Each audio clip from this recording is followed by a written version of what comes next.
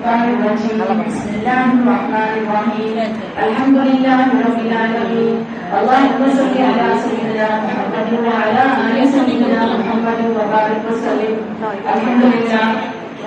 الحمد لله نحمده ونستعينه ونستغفره ونعوذ بالله من شرور أنفسنا ومن سيئات أعمالنا من يهده الله فلا مضل له ومن يضلل فلا هادي له أشهد أن لا إله إلا الله وأشهد أن محمدا عبده ورسوله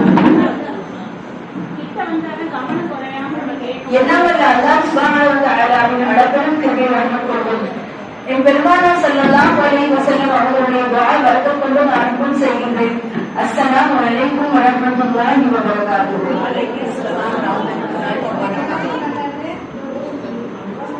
قال الله تعالى في القرآن الحكيم والفرقان المجيد بسم الله الرحمن الرحيم قد كان لكم آية في فئتين التقتا فئة تقاتل في سبيل الله وأخرى كافر يرونهم مثليهم رأي العين والله يؤيد بنصره من يشاء إن في ذلك لعبرة لأولي الأبصار.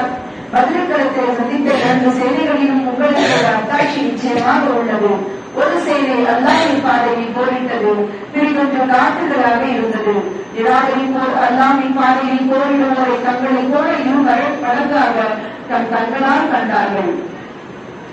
இன்னும் அல்லாஹ் தான் நாடியவர்களுக்கு தன் உதவியை கொண்டு பலப்படுத்துகிறார். நிச்சயமாக அகப்பார்வை உடையோருக்கு இதில் திடனாக ஒரு படிப்பினை இருக்கிறது. சதகல்லாஹு அலைஹி வஸல்லம். அல்ஹம்துலில்லாஹ்.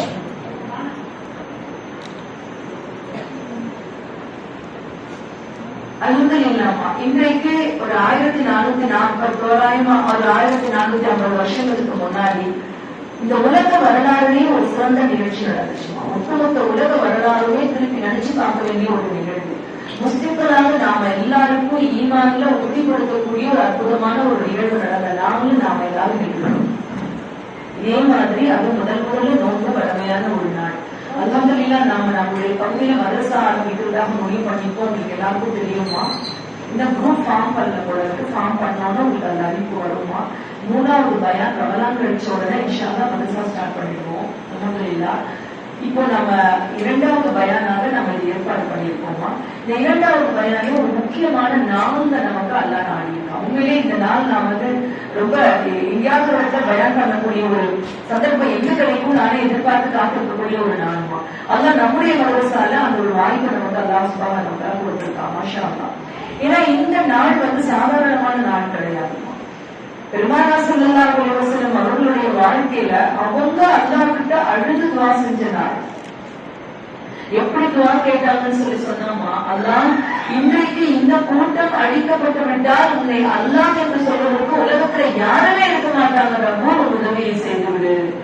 யா ஹய்யூ யா கய்யூம் பிரஹ்மதிக அஸ்தகீது வஸ்லிஹ் லி ஷக்னி குல்லஹு வ லா தகில்னி இலா நஃப்ஸி ஃபர்ஃபத் ஐன். சஜிதால இருந்து உடன்கலந்து அழுது துஆ செய்றாங்கம்மா.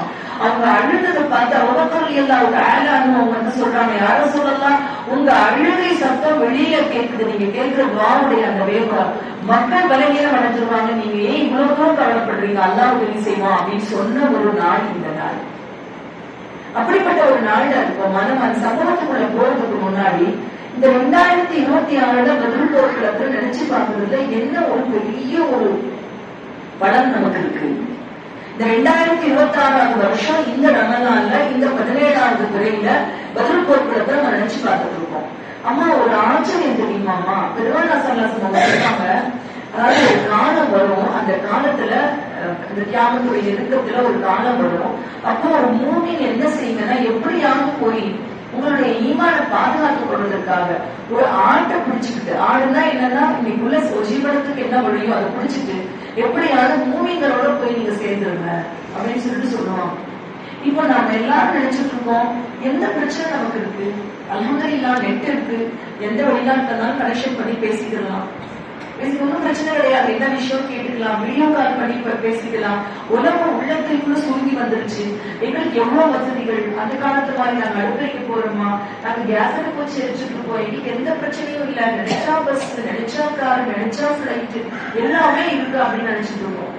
ஆனா நானே நினைப்பேன்மா, அதான் நான் எப்படி ஒரு காலம் வரும் ஆட்டை பிடிச்சிட்டு மலை மேல ஏறுலாம் சொல்றாங்களே, அப்படி இல்லாம ஒரு காலம் இனிமே போக போக வளர்ச்சி தானே. என்ன காலம் வேணும், விசா போட்டு எங்கேயாவது நாட்டுக்கு போக சொன்னாலும் பரவாயில்ல. இதே இப்படிப்பட்ட வார்த்தைகள்லாம் ஒரு பட்சம் தரக்கூடிய வார்த்தைகள்லாம் இருக்குதுன்னு சொல்றப்போ, அன்பான சகோதரிகளை இவ்வளவு நாள் உள்ள மக்கள் என்ன நினைச்சாங்கன்னு தெரியாது. இன்னைக்கு நீங்களும் நானும் கண்டிப்பாக நினைச்சு பார்க்க வேண்டிய கட்டத்துல இருக்கிறோம். உங்களுக்கு எல்லாருக்கும் அறிவிப்பு வந்திருக்கும், இனிமேல் 21 நாளைக்கு ஒரு தடவை தான் சிலிண்டர் பதிய முடியும் அப்படின்னு வந்துச்சா போன்ல. அதிர்ஷ்டம் இருக்கும். என்ன காரணம் அப்படின்னு சொல்லி கேட்டா, பற்றாக்குறை வரப்போகுது. இந்தியாவுக்கு வரக்கூடிய கேஸ் சப்ளை, இந்தியாவுக்கு வரக்கூடிய ஆயில் சப்ளை எல்லாமே இன்னும் அதுவும் 20 நாளைக்கு அமெரிக்காவுடைய பர்மிஷனோட ரஷ்யால வாங்குறதுக்கு அவன் பர்மிஷன் கொடுத்துருக்கானா இந்தியாவுக்கு. நம்ம நாடு எந்த பாதை நோக்கி போயிட்டு இருக்குன்னே தெரியலம்மா. நம்ம காசு கொடுத்து நம்ம வாங்குறதுக்கு அவங்களோட பர்மிஷன் வாங்கி 20 நாளைக்கு தான் அது ரஷ்யா கொடுப்பேன்னு சொல்லியிருக்கான். இப்ப வாங்கிட்டு இருக்காங்க. ஒரு வினாடியில அல்லாஹ் நாடு நான் நிலையை என் தலைவீழாக மாற்றிவிட முடியும். இப்ப நான் என்ன செய்யறேன்னா, அல்லாஹ் ரப்பு குச்சிகளை வச்சு எரிக்கிறதுக்கு நம்ம வீட்டுல அடம் இருக்குது. அவங்க எல்லாம் என்ன பண்ண போறாங்கன்னு தெரியல. அபார்ட்மெண்ட்ல குடியிருக்கவங்க எல்லாம் நம்ம வீட்டுல உங்களுக்கு கல்ல வச்சாலும் எவ்வளவு 5ஆவது காட்சி குடிக்கலாம். எவ்வளவு நாளைக்குமா அல்லாஹ் நாடுனா எல்லாம் இன்னைக்கு பற்றாக்குறை வந்துடும் சொல்றாங்க. பெட்ரோல் விலை ஏறி போயிடும். மறுபடியும் மாட்டு வண்டியை பயன்படுத்த போறோமோ, சைக்கிள் ஓட்ட போறோமோ, நடப்பயணம் கட்ட போறோமோ, உலகம் எந்த நிலைமைக்கும் மனிதனை கொண்டு போய் நிறுத்தும் அப்படிங்கிறதுக்கான அத்தாட்சி. மனிதன் எதுல எல்லாம் மமதையா இருந்தானோ, மனிதன் எதுல எல்லாம் பெருமை எடுத்துக் கொண்டிருந்தானோ, எங்களுக்கு நிறைய விஷயங்கள் இருக்கு. ஒன்னும் இல்ல, இப்போ ஒரு ஃபாரின்ல பெத்த பிள்ளைகிட்ட போன் பண்ணி கேட்டாலே என்ன தெரியுமா வருது, அத்தாவது என்னதாச்சு, அவங்க என்ன விஷயம் சொல்லுங்க. அம்மா எனக்கு போன்ல பேசக்கூடாதுமா, போன வச்சிருக்கு, செய்தியை தெரிஞ்சுக்க முடியல. இங்க ரொம்ப நாங்க சேஃப்டியா இருக்கோம், அல்லாட்டுக்கு வாசிங்க. போன்ல உலகங்கள் கேட்காதீங்க. போன் போச்சு, அதுவும் எவ்வளவு நாளைக்கு தெரியல, கட் பண்ணிட்டாங்க. இப்ப அந்தந்த நாட்டு கவர்மெண்ட் எந்த விஷயமும் போன்ல பேசக்கூடாதுட்டாங்க. இதுவும் எவ்வளவு நாளைக்கு இதையும் கட் பண்ணுவாங்களோ எதுவுமே தெரியாது. அதனாலதான் நான் அடிக்கடி சொல்றேமா, அதாவது தயவு செஞ்சு புதுசா இருக்கிற நவீன சாதனங்களுடைய நம்பிக்கையில மார்க்கத்தை வளைச்சு குடிக்காதீங்க. நாங்க நெட்ல பாத்துட்டோம், நாங்க போன்ல பாத்துட்டோம், பெற தெரிஞ்சிச்சு அப்படிலாம் சொல்றப்ப சொல்லுவேன், தயவு செஞ்சு புது கருவிகளை நம்பாதீங்க. நமக்கு நபி சொன்ன முறைதான். நபிகள் நாயகம் ஸல்லல்லாஹு அலைஹி வஸல்லம் அவங்களுடைய காலத்துல ஒரு சஹாபி வெளியூர்ல இருந்து வந்தாங்க. அவங்க சொன்னாங்க, யார சொல்லலாம், நான் இருந்த ஊர்ல முன்னாடி ஒரு நாள் பெற பார்த்துட்டோம், நான் 30 நோன்பை நிறைவு பண்ணிட்டு இங்க வந்திருக்கிறேன் நானு. ஆனா இங்க இன்னைக்குதான் 30வது நோன்பை வைக்கிறாங்க. எனக்கு என்ன பொறுத்தளவுக்கு இது புது பிறை. அப்ப நான் பெருநாள் அன்னைக்கு நோன்பு வைக்கிறது ஹராம். அப்ப நான் என்ன செய்ய கேட்டப்ப புகாரில பதிவாகி இருக்குதுமா. நபிசல்லாஹு சொன்னாங்க, தோழரே நீங்க இன்னைக்கு நோன்பு வைக்க வேண்டாம், நாங்க பார்த்த பிறை கணக்குப்படி எங்களுக்கு இதான் 30. உடனே அந்த சஹாபி பிறையை பார்த்துட்டாங்க, எல்லாம் நோன்பை விட்டுடுங்கன்னு சொல்லல. நபிசல்லாஹு சொன்னாங்க, நாங்க பார்த்த பிறை கணக்குப்படி இன்னைக்குதான் 30வது நாள் நோன்பு, அதனால நாளைக்கு பெருநாள் தொழுகையை எங்களோட நீங்க தொழுது கொள்ளுங்கன்னு சொன்னாங்க. இப்படி அண்ணன் ஒரு நாள், தம்பி ஒரு நாள் பெருநாள் கொண்டாடுங்க, அக்கா ஒரு நாள் தங்கச்சி ஒரு நாள் அடிச்சு சாகுங்க, இதெல்லாம் சொல்லல நபிசல்லாஹு சொல்றாங்க, தெளிவா சொன்னாங்க. எந்த இடத்துல எவ்வளவு நாளைக்குமா, இப்பவே நம்ம ஒரு கிரைசிஸ் சந்திக்க போறோம், என்ன நடக்க போகுதுன்னு தெரியல. ஏதாவது பெட்ரோலை வாங்கி ஃபீல் பண்ணிக்கோங்க அப்படிங்கிறாங்க. பெட்ரோல் வாங்கி ஃபீல் பண்ணா எத்தனை கிலோமீட்டர் போக முடியும்? 3000 4000க்கு போட்டாலும் எவ்வளவு கிலோமீட்டருக்கு போக முடியுமா? பஸ்ஸுக்குரிய பெட்ரோல் எங்க கிடைக்கும்? என்ன பண்ண முடியும்? கொரோனால லாக்டவுன் போட்டாலே என்ன பண்ண முடிஞ்சிச்சு? வீட்டுல இருக்க கார் எடுக்க முடிஞ்சிச்சா? பஸ்ல போக முடிஞ்சா? பிளைட்ல போக முடிஞ்சா? அல்லாஹ் நாடி ஒரு லாக்டவுன் போடுறா. இது மனிதர்கள் நாடி கிடையாது. அவனுடைய வல்லமையை அடிக்கடி அல்லாஹ் தஆலா காட்டிக்கொண்டே இருக்கிறான். அப்படிப்பட்ட காலகட்டத்தில் நாம எல்லாருக்கும் ஒரு பயம் வந்துடணும். இன்னைக்கு நாம உபயோகிச்சுட்டு இருக்க வசதிகள் எல்லாமே நிரந்தரம் நினைக்க முடியாது. என்றைக்கு நம்மளுடைய நிலைமை மாறும்ன்றது நமக்கு தெரியாது. சமீபத்துல ஒரு அதாவது வெளிநாடுகள்ல இருந்து வந்த ஒரு ஜமாத், நேற்று கூட நான் நினைவுபடுத்தினேன். அந்த ஜமாத் என்ன செஞ்சாங்கன்னா, எங்களுடைய மகளால நினைவுபடுத்துற விஷயமா அரேபியன் ஜமாத் பாய் பார்த்தது இல்லையா? இந்த மாதிரி பாய் எங்க பாய் இல்ல பத்தீங்களா? இந்த மாதிரியே ஒரு கார்பெட் வச்சு பாயில உட்கார்ந்தா எப்படி அழுந்தும் நபிசல்லாஹு அவங்களுக்கு சொல்லியிருக்காங்க. அதுவே நாங்க பார்த்தது இல்ல, நாங்க ரொம்ப உலக விஷயத்த மூழ்கி கிடக்கிறோம் அப்படின்னு சொல்லிட்டு ரொம்ப வருத்தப்பட்டு அவங்க சொல்லியிருக்காங்க. அப்ப உலகத்துல ரொம்ப நம்ம மூழ்கிட்டு இருக்கோமா? ரொம்ப உலக விஷயங்கள் எடுத்துக்கொண்டதுனால எது சிரமம்னு தெரியல. நமக்கு அவருடைய அத்தாட்சி எல்லாம் வந்து காமிச்சுக்கிட்டு இருக்கிறான். இன்னும் ஒரு 20 நாளைக்கு, அதாவது இப்பவே கடன் வாங்கிட்டு வந்து சிக்கல்ல இருக்கிறோம். இன்னொரு 10-20 நாளைக்கே பெட்ரோலியம் போதுமா என்னன்னு தெரியாது. பெட்ரோல் விஷயங்கள், அப்புறம் கேஸ் பிரச்சனை எல்லாம் பண்ணா என்ன செய்வோம் நம்ம? சரி கரண்ட்னு சொல்லுவோம். கரண்ட் ஓடுறதுக்கு எரிபொருள் வேணும், அங்கேயும் பெட்ரோல் வேணும், அதை மிஷின் ஓடுறதுக்கு பெட்ரோல் வேணும். எங்க போய் நிற்போம்? எல்லாம் நிற்போம். என்ன செய்வோம் நம்ம யோசிச்சு பாருங்க. அப்பதான் ஞாபகம் வருது பெருமானா ஸல்லல்லாஹு சொன்ன சொல் ஞாபகம் வருது.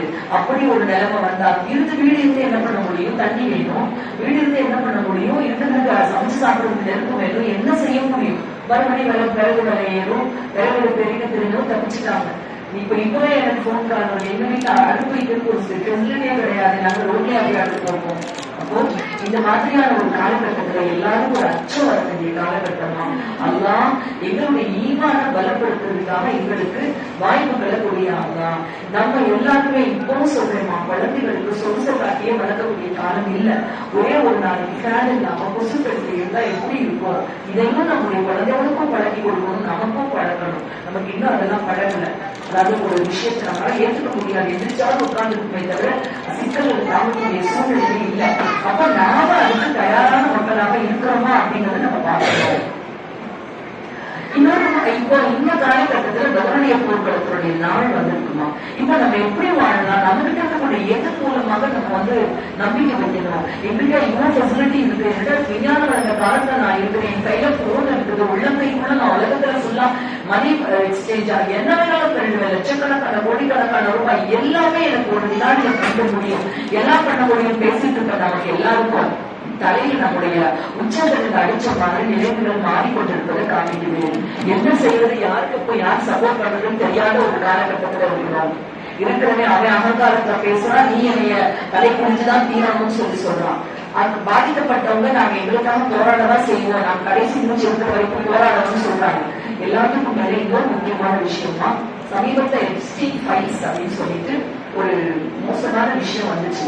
இந்த உலகத்தினுடைய தலைவர்கள், அதாவது இந்த உலகத்தினுடைய பெரிய தலைவர்கள் இப்பதான் உலகத்தை வழிநடக்கிறாங்கன்னு நினைச்சவங்க எல்லாம் பச்சை குழந்தைகளை கொண்டு அதனுடைய கறியை சமைச்சு சாப்பிட்டுருக்காங்க. பச்சை குழந்தைகளை கொண்டு கடத்தப்பட்ட குழந்தைகளை பாடாப்படுத்தி விபச்சாரம் பண்ணி அந்த பாடப்படுத்திருக்காங்க. இதெல்லாம் எதுக்கு அப்படின்னு சொல்லிட்டு நம்மளுக்கு வந்து ஒரு கவலை இருந்துச்சு. அதெல்லாம் நான் இதெல்லாம இந்த உலகத்தை உண்மையா சொல்றேன்னா, நபிசரசம் சொல்லுவாங்க, ஒரு காலம் வரும் நீங்கள் மண்ணுக்கு மேல் வாழ்வதை விட மண்ணுக்கடியில் வாழ்வதே சிறந்தது என்று நீங்கள் நினைக்கக்கூடிய ஒரு காலம் வரும்னு சொன்னாங்க. அந்த காலகட்டத்துல வந்துட்டோமோ நினைச்சு பயமா இருக்குமா? ஆனா இப்ப புரியுதுமா. நேற்று 165 குழந்தைகள் கொலை செய்யப்பட்டிருக்காங்க. ஒரு மனிதனா இருந்தா கொஞ்சம் மனிதாபிமானம் இருக்கணுமா இல்லையா? தெரியாதவங்க ஒரு எறும்ப தேவையில்லாம அடிச்சுட்டாங்க. ஒரு கேஸ் கிட்ட ஒரு எறும்பு போய்கிட்டு இருக்கு. அப்ப என்ன சொல்றாங்க, கடிக்கல் அந்த எறும்பு. நம்ம சட்டத்தை என்ன செய்யணும், ஸ்கூல் பட்டா எறும்பு குறைக்கும் தள்ளி விட்டுருவோம். அந்த எறும்பு தேவையில்லாம எதுக்கு கொள்றோம், அந்த எறும்பை தள்ளி விட்டுருவோம். என்னக்காக தேவையில்லாம அந்த உயிர் போக வேண்டிய அவசியம் கிடையாது. ஒரு சிட்டுக்குருவியா இருந்தாலும் தேவையில்லாம கொலை பண்ணினா அதுக்கான கேள்வி உனக்கு வரல அப்படின்னு சொல்லியிருக்காங்க. ஒரு சின்ன ஒரு சிட்டுக்குருவியா இருந்தாலும் சரி. இப்ப 165 குழந்தைகளை துடிக்க கொலை பண்ணிட்டு கூட எப்படி இரவு தூங்க முடியுது? போன வருஷம் 60,000 குழந்தைகள் 70,000 குழந்தைகளை கொலை பண்ணி ஊனமாக்கிட்டு இன்னைக்கும் அந்த அரக்க நெதன்யாகுவால எப்படி அடுத்த போருக்கு தயாராக முடியுதுன்னு சொன்னா, அம்மா இது இப்பதான் நமக்கு புரியுதுமா.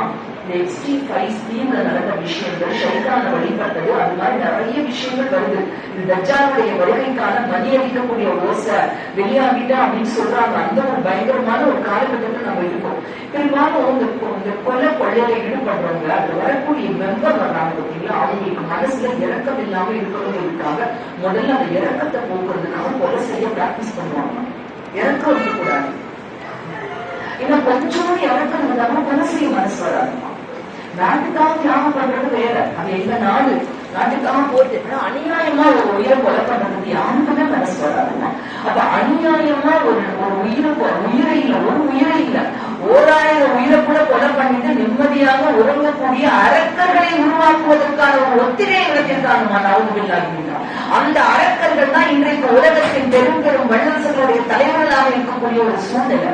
இந்த மாதிரியான ஒரு சூழ்நிலையில மனிதாபிமானம், இறக்கம், நம்முடைய மனசாட்சி இது எல்லாமே குறைக்கப்பட்ட ஒரு காலகட்டத்துல வாழக்கூடிய நாம எப்படி வாழணும், எது இருந்தா மறுமை வெற்றி அடையும்ன்றத மட்டும்தான் யோசிக்கணுமா. இந்த உண்மத்தை பாதுகாக்கிறதுக்கு என்ன செய்யணும்? அல்லாஹ் கடைசியில அல்லாஹ்னு சொல்லக்கூடிய ஒரு காலம் இருக்கிற வரைக்கும் அல்லாஹ் உலகத்தை அழிக்க மாட்டான். அது வரைக்கும் நம்மளும் நம்முடைய குழந்தைகளும் நம்முடைய வழிவார்களும் ஈமானோட இருக்கணும். அந்த ஈமானோட வாழ்ந்து ஈமானோட வர்ணிக்கணும். உலகத்துல ஐயோ ஈமானோட இருந்தா இது ஸ்பெயின்ல இஸ்லாம் இல்லாம போயிடுச்சுமா. ஸ்பெயின்ல 600 வருஷம் முழுக்க முழுக்க இஸ்லாமிய நாடா இருந்த அந்த பகுதியில படுகொலை செய்யப்பட்டு பல சமுதாய மக்கள் இஸ்லாத்தை வந்து வெளியில போய் மாற்று மதத்தை ஏற்றுக்கொண்டு இது பாரம்பரியமா மாற்று மதக்காரங்களா வாழ்ந்துட்டு இருக்காங்க, முஸ்லிம்களாக வாழ்ந்து வருகிறது. அங்க இருக்கக்கூடிய மியூசியத்தை சுற்றி 1000 எழுதிட்டு அல்லாஹ் திருநாமங்கள் எழுதப்பட்டிருக்கு. ஆனா உள்ளுக்குள்ள வழிபாடுகள் மத வழிபாடுகள் நடக்கல. அவ்வளவு ஒரு பயங்கரமான ஒரு சூழ்நிலைக்கு மக்கள் மாற்றுறாங்க. அது ஏதாவது பிரச்சனை வரப்ப ஈமான கொடுக்கலாம். அந்த காலகட்டத்தில் உயிர் விட்டவங்க நிறைய பேர் ஈமான் இருக்காங்க, உணவுக்கு கிளம்பவங்க நிறைய பேர். ஆனா காம்ப்ரமைஸ் ஆனவங்களும் நிறைய பேர். அப்படி காம்ப்ரமைஸ் ஆகி ஈமான விட்டு உலகத்துல பாரம்பரியத்துல ஈமான பரிவர்த்தக்கூடிய கேரளத்துக்கு நம்ம ஆளாக கூடாதுன்னா அதற்காக நம்முடைய வாழ்க்கை எப்படி இருக்கணுங்கிறதுக்கான படிப்படை இந்த பதில் போக்குவரத்து இருக்கு. பதில் போக்குவரத்து நிகழ்வு வந்து ஒரு வரலாறா பார்க்கறத விட நான் இன்ஷா அல்லாஹ் இங்க முதல் முறையா நான் பதிவு செய்யறேன்னா இது என்ன எப்படி நடந்துச்சு, ஏன் இந்த பதில் போக்குவரத்து பத்தி அல்லாஹ் நிறைய குர்ஆன்ல சொல்றான். அல்லாஹ் சொல்றான், நீங்கள் பலகீனமாக இருந்தீர்கள், உங்களுக்கு அல்லாஹ் தஆலா அந்த போர்ல வெற்றி கொடுத்தேன் அப்படின்னு சொல்றானே. அவ்வளவு தூரம் இதுல அல்லாஹ்வுடைய உதவி கிடைச்சிச்சு. பெரிய அற்புதம். அந்த போர்க்களம் தான் இஸ்லாத்துடைய விதை. ஏன் நபி ஸல்லல்லாஹு அலைஹி வஸல்லம் அவ்வளவு தூரம் அழுதாங்க, ஏன் அடிக்கடி அல்லாஹ் குர்ஆன்ல சொல்றான், அதுதான் நம்ம இந்த பயான்ல பார்க்க போறோம். அதுக்கு முன்னாடி நான் சொன்னேன், இவ்வளவு விஷயத்துக்கு என்ன காரணம்னா வெறுமனே முஸ்லிம்கள் வந்து முட்டையும் கோழியும் கறியும் சாப்பிட்ற கூட்டெல்லாம் இருந்துடக்கூடாது, சுத்தி எழுதுறதுன்னு பார்க்கணும். நம்ம நபிசலாசம் அப்படித்தான் நம்ம உம்மத்தை வளர்த்தாங்க. நம்ம உம்மத்தை அப்படிதான் வளர்த்தாங்க, தலைக்குனிய வச்சு வளர்க்கல. இந்த உம்மத்தை அவங்க வளர்த்தாங்க. எப்படி வளர்த்தாங்கன்னு சொன்னா, ஒரு பெண்மணி கிட்ட போய் ஒரு அம்மா வீட்டுல போய் படுத்து தூங்குறாங்க. அப்ப எந்திரிக்கிறாங்க, எந்திரிச்சு சொல்றாங்க, அந்த தோழியை பார்த்து சொல்ற நாயக தோழியை பார்த்து சொல்றாங்க, அவங்களை பார்த்து, நான் என்னுடைய பின்னால் வரக்கூடிய என்னுடைய உம்மத் கப்பற்படை எடுத்துக்கொண்டு போர் செய்யக்கூடிய காட்சியை நான் காண்கிறேன்னு சொல்றாங்க. அது அம்மாரா சொல்றாங்க, யாரும் சொல்லலாம், அந்த போர்ல நானும் இருக்கிறேன் யாரும் சொல்லலாம், என்னையும் கலந்து துவா செய்யுங்க. இன்ஷா அல்லாஹ் அல்லாஹ் அவங்களுக்கு அந்த வாக்கியத்தை கொடுப்பான். மறுபடியும் கொஞ்சம் கண் அசர்ந்தாங்க, மறுபடியும் எழுந்திருக்கிறாங்க. கப்பற்படை எடுத்துக்கொண்டு போருக்கு என்னுடைய உம்மத் செல்லக்கூடிய காட்சியை நான் பார்க்கிறேங்கிறாங்க. அவங்க காலத்துல நடக்கல. இது மாவியாருடைய காலத்துல நடந்துச்சு, பின்னாடி நாட வழிபாக்களுக்கு பின்னாடி. ஆனா அன்றைய காலகட்டத்தில் வாழ்ந்த பெண்களுக்கு இப்படி எல்லாம் ஒரு நிகழ்வு நடக்கும், அப்பெல்லாம் போராட தயாராக இருங்கன்னு சொல்லி நமக்கு வழிகாட்டி போனவங்க பெருமானா ஸல்லல்லாஹு அலைஹி வஸல்லம். சுத்தி இருந்த வல்லரசுகளை சுத்தி காமிச்சாங்க. சுத்தி இருந்த வல்லரசுகள் எது ரோமனா, இந்த காலத்துல அமெரிக்கா, ரஷ்யா, சைனா மாதிரி அந்த காலத்துல ரோம பாரசீக சாம்ராஜ்யங்கள், அந்த சாம்ராஜ்யங்களை சொல்லி சொல்லி கொண்டு வந்தாங்கம்மா. இன்னைக்கு நம்முடைய குழந்தைகளுக்கும் என்ன தெரியல, எல்லாம் என்ன கொடுக்கிறாரோ அதை பார்த்து கொண்டு செல்போனுக்கு விலை போய்விட்ட பிள்ளைகளாக நாமளும் நம்முடைய சமுதாயம் மாறி போன காலகட்டத்துல பதில் போர்க்களை நினைத்து பார்க்க வேண்டிய ஒரு அற்புதமான வரலாற்று படிக்கணும். ஹிஜ்ரி 2வது வருஷம் பெருமானா ஸல்லல்லாஹு அலைஹி வஸல்லம் அவர்கள் மக்காவிலிருந்து மதீனாவுக்கு போய் 2வது வருஷம். இந்த வரலாறு ஒரு அமலாக போமா. கண்டிப்பா இந்த அமல செய்வோம் இன்ஷா அல்லாஹ். அல்லாஹ் ரப்பு நீ எதை குர்ஆனுடைய ஆயத்துக்கள் மூலமாக இந்த உம்மத்துக்கு தெரிவிக்கிறாயோ அதை ஒரு அமலாக இன்னைக்கு நாங்க சொல்றோம், கேட்கிறோம். யா அல்லாஹ், இந்த பதில் போர்க்கிற மக்களுக்கு இந்த ஈமானை எங்களுக்கும் தந்தோம். யா அல்லாஹ், உங்களுக்கு இந்த ஈமானை ஆமீனாக. ஹிஜ்ரி 2வது வருஷம் பெருமானா ஸல்லல்லாஹு அலைஹி வஸல்லம் அவங்களோட போன சஹாபாக்களுக்கு இன்னும் சாப்பாட்டுக்கு கூட வழி கிடையாதுமா. பட்டினியில கிடக்கக்கூடிய ஒரு காலகட்டம். அந்த மாதிரியான ஒரு சூழ்நிலை. முதல் வருஷம் நோன்பு கடமையாயிடுச்சு. முதல்ல நோன்பை 30 நோன்பு கடமையாகி ரமலான் கடமையான முதல் வருஷம். இந்த காலகட்டத்துலதான் மக்கால இருந்து அபூ சுஃபியான், அப்ப அவங்க இஸ்லாத்துக்கு வரலமா. அப்போ மக்கால இருக்கக்கூடிய எல்லாரும் என்ன பண்றாங்கன்னு சொன்னா, இந்த இஸ்லாம் மதீனால வளருது, இத வேரோட அறுக்கிறதுக்கு ஒரு பணத்திரட்டிக்கு போகணும், அதுக்கான பணக்காசு வேணும்னு நிறைய பொருட்களை கொடுத்து அந்த மக்களை போய் வியாபாரம் பண்ணிட்டு வாங்க அப்படின்னு சொல்றாங்க. இங்க இருந்து வியாபாரம் பண்றதுக்கு அபூ சுஃபியான் போயிட்டாரு. இந்த விஷயம் பெருமானா ஸல்லல்லாஹு அலைஹி வஸல்லம் தெரியுமா? பெருமானா ஸல்லல்லாஹு அலைஹி வஸல்லம் சொல்றாங்க, தோழர்கள்ட்ட இந்த பணம் குறைஷிகிட்ட போய் கிடைச்சிச்சுன்னு சொன்னா கண்டிப்பா நமக்கு எதிராக திரும்பும். இன்னும் வளர்ச்சி அடையில இருக்கிறதே பட்டினியும் பசியுமா கந்தலும் கஷ்டப்பட்டுக்கிட்டு இருக்கிறோம். இன்னும் அந்த வலிமை வரல, ஆயுதம் கிடையாது, ஒண்ணுமே கிடையாது. அப்படிப்பட்ட ஒரு சூழ்நிலை இருக்கக்கூடிய நமக்கு போர் செய்ய முடியாது. அந்த பொருளை முதல்ல குடியெடுத்துள்ளோம், அந்த பொருளை முதல்ல கொண்டு வந்தீங்க அப்படின்னு சொல்றோம். இதுதான் பதில் போக்குவரத்துடைய அடித்தளம்.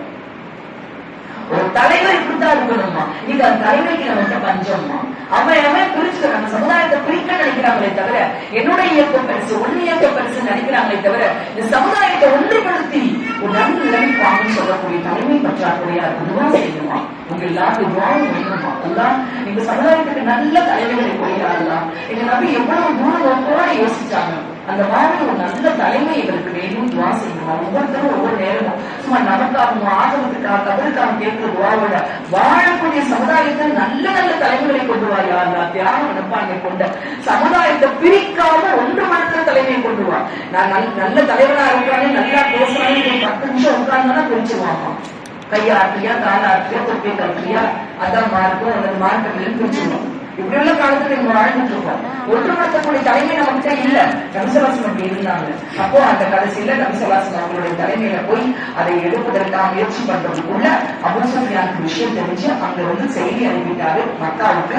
என்னுடைய பொருட்கள் கொள்ளையடிக்கப்படக்கூடிய மதீனாவிலிருந்து ஆட்கள் வர்றாங்க, அதனால நீங்க உடனே போர் கிளம்புங்க. அங்க எப்போ இருக்கிற அமைச்சர் அபூ போருக்கு வரல. அபூவுடைய பிள்ளைங்க பெரிய படை 1000 பேர் எப்படி வந்தாங்க? இதோட முஸ்லிம்கள் ஒழிஞ்சாங்க. 1000 பேர் எப்படி தெரியுமா வந்தாங்க? ஃபுல் ஆயுதபாரிகளாக, முழு ஆயுதபாரிகளாக குதிரைப்படை எல்லாத்தையும் கொண்டு வர, குதிரைகள் ஒட்டகங்கள் அத்தனையுமே கொண்டு வந்து என்ன செய்யறாங்கன்னு சொன்னா, அந்த நம்ம ஜெயிக்க போறோம், ஜெயிச்சுட்டு போறப்ப ஆடி பாடி போடுறதுக்காக சக்ஸா ஆடுறதுக்கு பெண்கள் எல்லாம் கூட்டு வந்தாங்க. அவங்க முழு நம்பிக்கை அந்த ஆள் இல்ல நல்லா தெரியும். ஒட்டுமொத்தமா பொறுக்கி எடுத்தாலும் ஒரு 300-400 பேர் தான் தேர்வாங்கன்னு நல்லா தெரியும். அப்ப இந்த வேரோட அழிச்சிடணும், இதை வளர விடக்கூடாது அப்படின்ட்டு ஆடுறதுக்கு பெண்கள் முதற்கொண்டு கூட்டிக் கொண்டு வந்து உட்காந்துட்டாங்க.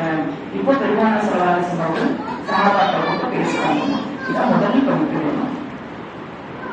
அது வரைக்கும் அல்லாஹ்வுடைய உத்தரவு காபிர்களை எதிர்ப்பதற்கு வரவே இந்த சூரத்துல் ஹஜ்ஜில அல்லாஹ் தஆலா கட்டளையிட்டா, உங்களுக்கு போர் செய்ய மக்கள் வரும்பொழுது நீங்களும் எதிர்த்து போரிடுங்கன்னு அனுமதி கிடைச்ச பிறகுதான் போருக்கு கிளம்புறாங்களே தவிர அவங்களா போய் வாழப்பிழையா போய் அடிக்கணும் வைக்கணும். அது வரைக்கும் மக்களையும் சரி மதினாவுக்கு வந்த பிறகும் பல சிரமங்களை அனுபவிச்ச காலத்திலேயும் அவங்க போருக்கான எந்த ஏற்பாடும் செய்யவே இல்லைமா. பெருமானா ஸல்லல்லாஹு அலைஹி வஸல்லம் பொறுமையா இருந்தாங்க. அல்லாஹ்வுடைய உத்தரவு வந்துருச்சு. சஹாபாக்களை கூட்டி வச்சு பேசுறாங்க. எப்படி இப்போ ஒரு அந்த அங்கிருந்து மற்ற மாதிரி உட்கார்ந்து இருக்காங்க, அதுதான் அன்சாரியில உட்கார்ந்து இருக்காங்க. போர் நடக்க போறதோ மக்கள் இருக்க குறைஷில தான் போருக்கு வர போறாங்க. அப்ப இந்த மாதிரியான ஒரு சூழ்நிலையில மதீனா அன்சாரிகள அப்பாவிகளாக போர்ல போய் நுழைக்க போறாங்க. இவங்களுக்காக அவங்க போர் செய்ய போறாங்க.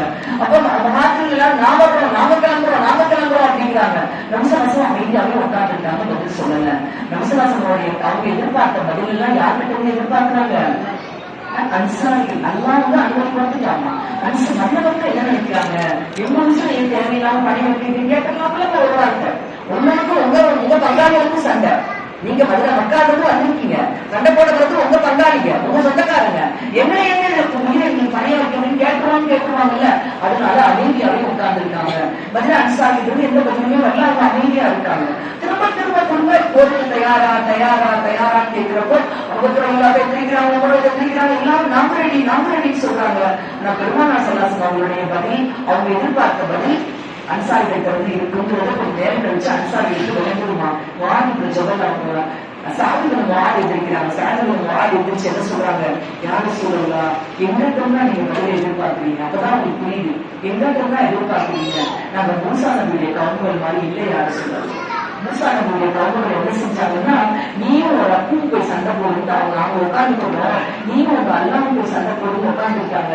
நாங்க ஒரு போது நாங்க அப்படி இருக்க மாட்டோம். நடு கடலில் நீங்கள் இறங்க சொன்னாலும் நாங்க இறங்குவோம். யாரும் சொல்லலாம், நாங்க போருக்கு தயாரா இருக்கோம். அந்த தியாக மனப்பான்மை நபி மீது கொண்ட அந்த நம்பிக்கை இன்னைக்கு நம்மள எத்தனை பேருக்கு இருக்குமா?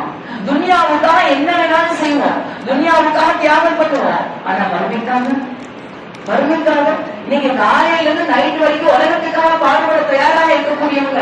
இன்னைக்கு பெண்கள் என்ன பண்றாங்க? 2 பேர் உலக வேலையும் பார்க்கணும், நம்ம இதரையும் முன்னுக்கு வரணும். தப்பா நான் சொல்லலமா. ஏன்னா நமக்குரிய பொருளாதார சுதந்திரம் பெண்களுக்கும் வேணும். பெண்கள் உழைக்கிறதுக்கு நமக்கு மாற்றம் தடை போடல. தாராளமாக பெண்கள் சம்பாதிக்கிறதுக்கு உரிமையை மாற்றம் கொடுத்திருக்குது. பெண்களுக்கு சொத்துரிமையை கொடுத்திருக்குது. தங்கள் பங்குக்கு பெண்கள் பணம் சம்பாதித்து சேமிக்கக்கூடிய உரிமையை மாற்றம் கொடுத்திருக்கு. இதெல்லாம் இன்னைக்கு பரவலாக நமக்குள்ள வருது. எப்படியாவது நம்ம பிள்ளைய படிக்க வச்சிடணும், நம்ம பெண் குழந்தைகளும் சம்பாதிக்கணும், எல்லாம் உலகத்துக்காக செய்யக்கூடிய நமக்கு மறுமைக்காக நம்முடைய குழந்தைகளை தயார்படுத்த தகுந்தவங்களாக இருக்கிறோம். மறுமையுடைய விஷயத்துல ரொம்ப பின்தங்கிய மக்களாக இருக்கிறோமா? அன்னைக்கு அவங்க சொன்ன பதில் நமக்கு ஒரு பெரிய ஒரு படிக்கணுமா? அல்லாஹ் அக்பர். அவங்க சொன்னாங்க, நீ கடல்ல இறக்குனாலும் நாங்க இறங்குவோம், யார சொல்லலாம், நாங்க இறங்கிடுவோம், யார சொல்லலாம். சொல்லி முடிச்சோன்னா படை தயாராக கிளம்புறாங்க. ஒண்ணுமே இல்லம்மா, வெறும் 313 பேர் தான் அதுல இருக்கிறாங்க.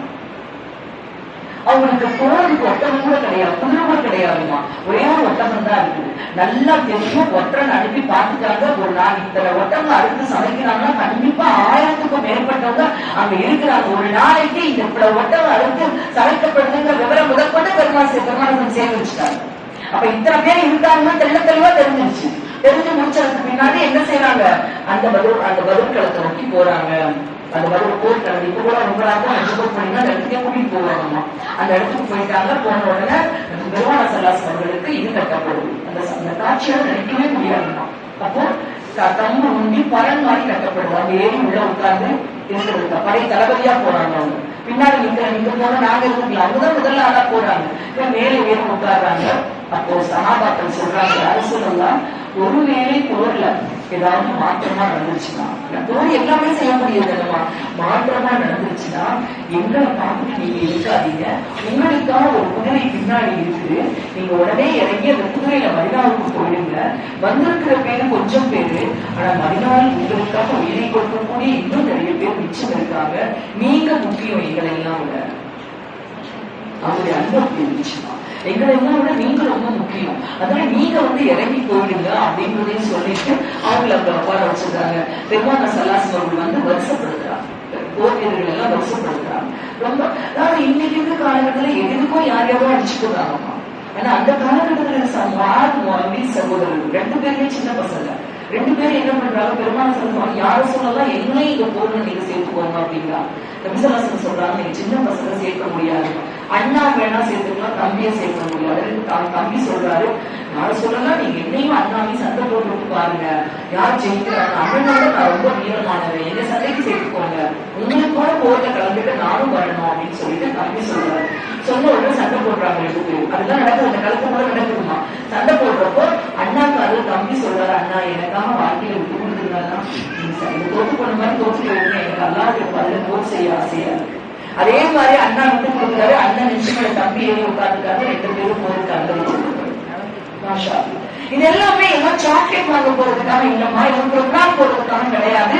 அல்லாஹ்வுடைய பாதையில் உயிர் கொடுக்க போறோங்கிற நிலைமையில தான் போறாங்க. வெறும் 300 பேர் 300 பேர் போறாங்க. போர் கடுமையாக இருக்க போறதுங்கிறது ஒவ்வொருத்தருக்கும் தெரியுமா, ஒவ்வொருத்தருக்கும் தெரியும். பெருமான சல்லாஸ் அந்த போர்ல இருக்க எல்லாரையும் வரிசையா நிறுத்துறாங்க. எல்லாரையும் வருஷப்படுத்தி நிறுத்துறப்போ அது சராகரி எல்லாம் சொல்லிட்டு ஒரு சமாதி, அவங்க வயிறு பெருசா இருக்குமா, தொப்பையா இருக்கும். அப்ப நிக்கிறப்போ அந்த வயிறு தள்ளிக்கிட்டு இருக்கணும். அப்ப கம்பு வச்சு தள்ளி விடுறாங்க, அவர் கொஞ்சம் தள்ளுறாங்க. தள்ளி முடிச்சுட்டு போயிட்டாங்க. அப்புறம் அவங்க மனசு கஷ்டமா இருந்தது. நேரா சவாதிகிட்ட சவாதே, நான் அவங்கள குச்சி வச்சு தள்ளினேன், உங்களுக்கு வலிச்சிச்சோ அப்படின்னு கேட்கிறாங்க. ஆமா யார சொல்ல, எனக்கு வலிச்சிச்சு, வேணா என்ன பழிவாங்கிக்கோ, எதையும் குட்டிருங்க அப்படிங்கிறாங்க. இல்ல நீங்க குத்துனப்போ எனக்கு சட்டை இல்லாம இருந்துச்சு, யார சொல்லலாம், சட்டை இல்லாம குத்துனீங்க, நீங்க மேலாடி போட்டுருக்கீங்க, சரி குட்டிக்கோ அப்படின்னு சட்டைய மேல தூக்குறாங்க. தூக்குறவங்க சவாதிகள் அவங்க ஓடி அவங்களுக்கு கட்டி அடிச்சு முத்தமிடுறாங்க. முத்தமிட்டு சொல்றாங்க, அதை சொல்லலாம், நான் இதுதான் என்னுடைய கடைசி நாளாக இருந்தாலும் இருக்கலாம், இதெல்லாம் இந்த போது நான் விட ஷஹீதானாலும் ஆயிடலாம், ஆனா ஷஹீதாவுக்கு முன்னால் நான் தொட்ட கடைசி உடல் நல்ல உடலாக இருக்கணும்னு ஆசைப்பட்டேன், அதை சொல்லலாம். அதனாலதான் அப்படி சொன்னேன், என்னை நினைச்சிருந்தேன் அப்படின்னு சொல்றாங்க. இப்படி நிறைய அற்புதங்கள் நடந்துச்சுமா. மாஷா அல்லாஹ். உயிர் போவதே யாருமே கவலைப்படுது, அந்த உயிர் போவதே எப்படி பயங்கரமான போர் எல்லாருக்கும் இதான் முக்கியமான படிக்கிறேன். நமக்கு எல்லாமே இருக்குதுன்னு நினைச்சவங்க எல்லாம் அல்லாஹ் சட்டு அடிக்கிறான். அல்லாஹ் சட்டு அடிக்கிறான். இன்னைக்கு இருக்கிற நிலைமைக்கு அக்கிரமம் ஜெயிக்கிற மாதிரி நமக்கு தெரியலாம். அவன் சொல்றான், அவன் ட்ரம்பும் அவனுடைய நெத்தனியாவும் தங்களை எல்லாமே இருக்குது, என்ன வேணாலும் பண்ணணும்னு சொல்லலாம். எப்போ அல்லாஹ்வுக்கு அவங்கள அடிக்கணும்னு தெரியும். நமக்கு இப்போதைக்கு தேவை நம்பிக்கை. பத்ர் போர்க்களத்துல 300 பேருக்கு வெற்றியை கொடுத்த அல்லாஹ் இந்த பலவீனப்பட்ட அந்த உம்மத்துக்கு கொடுத்துட மாட்டானா, ஏதோ அதுக்கு அல்லாஹ் தயார்படுத்தலாம். இந்த உம்மத்தை ஒன்றுபடுத்தலாம்னு அவன் நினைக்கணும். இந்த உம்மத்து ரொம்ப பிரிஞ்சு போயிருக்கு. எவ்வளவு பெரிய மோசடி பார்த்தீங்கன்னா, நம்ம கையை கொண்டு நம்ம கண்ணை குத்துன மாதிரி இஸ்லாமிய நாட்டுக்குள்ள இருந்து கொண்டே ஒரு நாட்டுக்கு ஒரு நாடு சண்டை ஊட்டக்கூடிய ஒரு மோசமான ஒரு சூழ்நிலை இஸ்லாமிய உம்மத்து இருந்துச்சுன்னு சொன்னா அது நினைச்சு ரொம்ப கவலையா இருக்குமா. இந்த உண்மை ஒன்றுபடுவதற்காக நிச்சயமாக அல்லாஹ் இதை நிகழ்த்தி காட்டுறான்னு நமக்கு தோணுமா. அப்ப எவ்வளவுக்கு கொஞ்சம் பேர் ஜெயிக்க முடியும்னு நம்பிக்கை அவங்களுக்கு இல்லாம இருந்துச்சு. மாஷா அல்லாஹ் அல்ஹம்துலில்லாஹ். போர் ஆரம்பமானது. அந்த முதல் போர்களும் ஆரம்பமாவதற்கு அந்த முதல் நாள் நைட்டுமா, நைட் வரைக்கும் பெருமாள் ஸல்லல்லாஹு அலைஹி வஸல்லம் நான் முதல்ல பயானுடைய ஆரம்பத்திலே சொன்ன மாதிரி அவ்வளவு அழுகிறாங்கம்மா. அழுது துவா செய்யறாங்க. அவ்வளவு அழுக. உங்களே சொல்றாங்கன்னு சொன்னேன் இல்லம்மா. நான் நீங்க யாரும் சொல்லலாம், நீங்க ரொம்ப அழுகிறீங்க, நீங்க ஏன் இவ்வளவு அழுகிறீங்க, வெளியில இருந்து படை வீரர்களுக்கெல்லாம் நீங்க அழக்கூடிய துவா செய்யக்கூடிய ஓசை கேட்குது அப்படின்னு சொன்னாங்க. அப்ப கேட்ட துவா தான் நான் சொன்ன துவா, யா ஹய்யூ யா கய்யூம், உயிருள்ளவனே நிலையானவனே. இன்னைக்கு நமக்கும் அது பெரிய விஷயம். எவ்வளவு இக்கட்டா இருந்தாலும் சரிதான் இந்த துவாவை நம்ம கேட்கணும். நம்ம துவாக்கள் எல்லாம் கபூல் பண்ணுவாங்க. யா ஹய்யூ யா கய்யூம் பிரஹ்மதிக அஸ்தகீஃபு, உன்னுடைய ரஹ்மத்தை கொண்டு நான் உதவி இருக்கிறேன். அஸ்லிஹி ஷஃப்னி, என் காரியத்தை சீர்படுத்தி விடு ரஹ்மானே. வலா தகில்னி இலா நஃப்ஸி தர்ஃபத் ஐன். அந்த காலகட்டத்துல நஃப்ஸின் பால் சாட்டப்பட்டுட்டா உயிர் மேல ஆசை வந்துடும். ஐயோ என்ன செய்வோம், சாப்பாட்டுக்கு வலிக்கு உயிர் போயிருமோ அப்படின்னு நஃப்ஸின் பக்கம் கொஞ்சம் கூட இந்த நிலைமை கண்டிப்பா நமக்கும் நம்முடைய சந்ததியும் ஒரு நாளைக்கு வரதான் செய்யுமா. அப்ப இந்த துஆவுடைய வலிமை தெரியும். அல்லாஹ் இந்த ஈமான குடிச்சுக்கிட்டு சோத்து பலி இல்லாம ஏன் கஷ்டப்படணும்னு யாரும் நினைச்சிட கூடாது. என்ன பிரச்சனை வந்தாலும் எங்களுக்கு ஈமான் தான் முக்கியம் அப்படின்னு நினைக்கக்கூடிய ஒரு உம்மத்து இன்னும் இருக்கணும்னு சொன்னா இது நீங்க எல்லாரும் சேர்ந்து போராடி தயாராகக்கூடிய கட்டமா. எதுக்காக இஸ்லாம்கள்ல இது முந்தைய உள்ள காலகட்டம் இல்ல. நம்ம ஒரு கடினமான காலகட்டத்தை வாழ்ந்துட்டு இருக்கோம். நம்ம இந்த ஜெனரேஷன் நிறைய பார்த்துட்டோம். சுனாமியை பார்த்துட்டோம், கொரோனாவை பார்த்துட்டோம். கண் முன்னாடி இதுவரை மனிதர்களும் சந்திக்காத பேரழிவு ஆயிரங்கள் வானத்துல பறக்கிறத பார்க்கிறோம். நம்ம பிள்ளைகள் பார்த்துட்டு இருக்காங்க. எப்படி இருக்கக்கூடிய வெளிநாட்டுல இருக்கக்கூடிய பிள்ளைகளை விட்டு அவங்க கணவன்களை விட்டு இங்க இருக்கீங்க, கண்டிப்பா அங்க இருந்து போன் வந்திருக்கும். இங்க தலைக்கு மேல பறந்துருமா, எங்களுடைய ரூமுக்கிட்ட முன்னு சொன்ன கேட்குமா. இதுவரைக்கும் மனிதகுலம் பார்க்காத ஆயுதங்களை இன்றைக்கு உபயோகப்படுத்திக் கொண்டிருக்கக்கூடிய காலகட்டத்தில் நாம் எல்லாருமே இருக்கிறோமா. அதுதான் பாதுகாப்பு. இப்பவும் விழிச்சு கொள்ள நான் சோறு சட்டி குழம்பு நான் கரண்டின்னு ஏதோ அரையும் குறையுமா தொழுது கொண்டு இருப்பேன் நினைச்சோம்னு சொன்னா பதிலுக்களத்தில் அல்லாஹ் கொடுத்த உதவியை நாம் எப்படி பெற்றுக் கொள்வோம். அந்த உதவி நமக்கு வேணும். இப்ப அல்லாஹ்வோட உதவி வேணும். அதுக்கு கண்டிப்பா அல்லாஹ் தயார்படுத்துவான். சும்மா தயார்படுத்துறப்ப அல்லாஹ் விட்டாரா? மக்காவை விட்டு அனைத்தையும் இழந்து வரக்கூடிய காலகட்டம் வரைக்கும் அல்லாஹ் எடுத்து போராடக்கூடாதுன்னு சொன்னான். அது வரைக்கும் ஈமான்ல உறுதியாக இருந்த அந்த தோழர்களுக்கு அல்லாஹ் பதில்களத்தை உதவி செஞ்சான். அல்ஹம்துலில்லாஹ். அந்த பதில்களத்தினுடைய போர்க்களம் ஆரம்பிக்கிறப்போ கரெக்டா அந்த சொல்லிட்டு போறப்போ ஜிப்ரீல் இறங்கிட்டாங்கம்மா. இறங்கி சொல்லிட்டாங்க, அல்லாஹ் உங்களுக்கு வெற்றி செய்தி அறிவித்து விட்டான். அல்லாஹ்வோட உதவி வந்துச்சு. சொன்ன உடனே சந்தோஷமா வெளியே வர்றாங்க. வெளியே வந்து கிளம்புகள் தொடர்பிலே அல்லாஹ்வோட உதவி வந்துச்சு. இந்த போர்ல நிச்சயமா நம்ம வெற்றி உண்டு. ஏன்னா அவங்களுக்கு என்ன கவலைன்னு சொன்னா வேற கவலை இல்லம்மா, உயிர் பொழுதுங்கிற கவலை இல்ல. அந்த சொற்பமான பேர் தான். அது வரைக்கும் உலகத்துல எங்கேயுமே அல்லாஹ்வுக்கு பேரே கிடையாது. ஓரிரை கணக்கம் இல்ல. முந்தி இருக்கிற யூத மதம், முந்தி இருக்கிற கிறிஸ்துவ மதம் எல்லாமே பாழ்பட்டு போய் எல்லாமே கரப்ஷன் ஆகி அவ்வளவு பொய்யும் புரட்டும் கலந்து போய் இருக்கக்கூடிய நேரத்துல ஒட்டுமொத்த மனித குலத்துக்கும் அல்லாஹ்வை கனெக்ட் பண்ணக்கூடிய ஒரே ஒரு வழி இஸ்லாமா தான் இருந்துச்சு.